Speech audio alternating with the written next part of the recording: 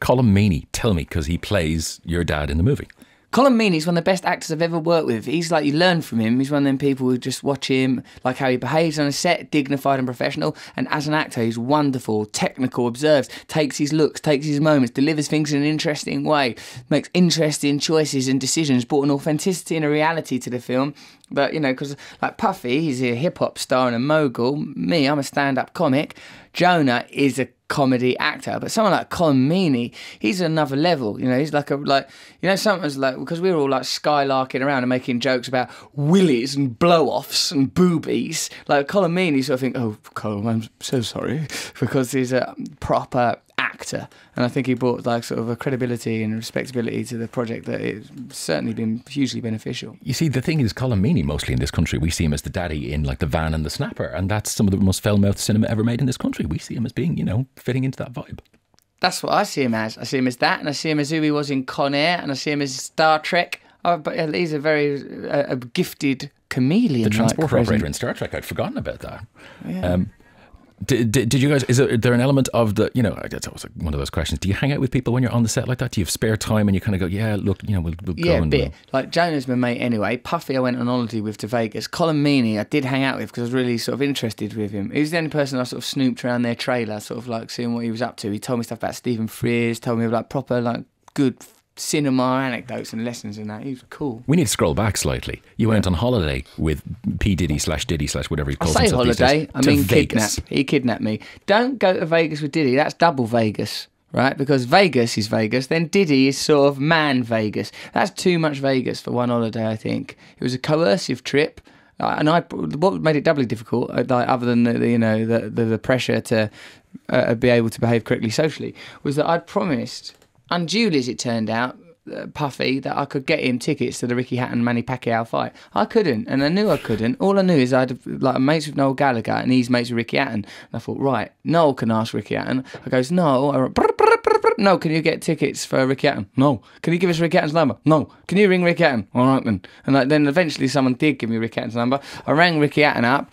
Ricky Hatton wasn't answering the phone the day before he was fighting Manny Pacquiao, so we had to get to Vegas. Then eventually my mate Dan got us tickets for the boxing match. They were too far back. Puffy won't sit in seats that's too far back, so you have to sit in cool seats if you're the boxing match. Get there. Puffy had to get the tickets in the end, so he sorted out the private jet and the tickets. I was under a lot of pressure. He told me he wanted me to wear a long fuchsia scarf for the private jet journey from Los Angeles to Vegas. I do not own such a garment, so instead I wore a bronze cowboy hat. Then I caught my reflection. The cowboy hat did not look nice. I felt difficult and awkward, but Puffy, that man is a lightning, electrifying, magnetic storm. Even when, like, he creates a good vibe when he's going in the club, fine, but also create a good vibe when you're going in the elevator. That's less necessary. Like, there was an old lady in that elevator, and Puffy was creating a great big unnecessary vibe. Was she feeling intimidated by it? She seemed okay. I was intimidated. Come on, let's do celebrity interactions then. Fine, you were talking to Jedward on Twitter today. I looked. Jedward. They're coming to the premiere tonight. Who do you like best, J or Edward? And if you were J, wouldn't you think, how come Edward has got his entire name in the name and I've only got J? I think J, or John as I know him to be called, should insist that they're called J Edward on. Last one I'm going to ask you, stories as to whether or not yourself and your lovely fiancée Katy Perry are thinking about getting married in this country. We're definitely not getting married in America. We're definitely not getting married in England. Ireland is between those two countries. Is it strange sometimes when, because the one thing I thought the last time I saw you were here in the O2, it was only a couple of months ago and you're doing stand-up and stuff. Is it strange to still be doing the part of the routine is the serious Lothario bits and pieces when obviously, you know, you're incredibly seriously committed and you're about to get married and you're obviously very much in love? Yes, that's true. So what is it difficult to not seduce women? No, is it difficult to continue to kind of, you know, impartially at least present yourself as being that character? Oh, I see. Do you think that the facade of sexual availability suffers from the knowledge that I'm now in a monogamous relationship? That's the exact question. I don't think so, because I'm a very promiscuous man and I will betray her at the drop of a hat.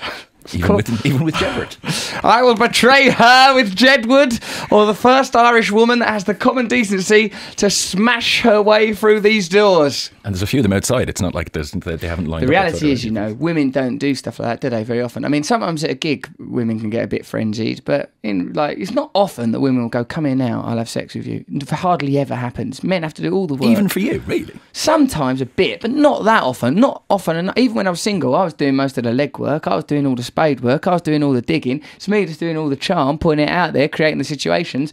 Danny, my mate there, he's the one who has to sort of organise the rooms, block the corridors, facilitate all this stuff. We had to do all the admin. And I'd like to say, women of the world, come on, make an effort. Russell Brand, it is an honour and a pleasure and a wonder having spoken to you. Lovely talking to you, Rick OShea.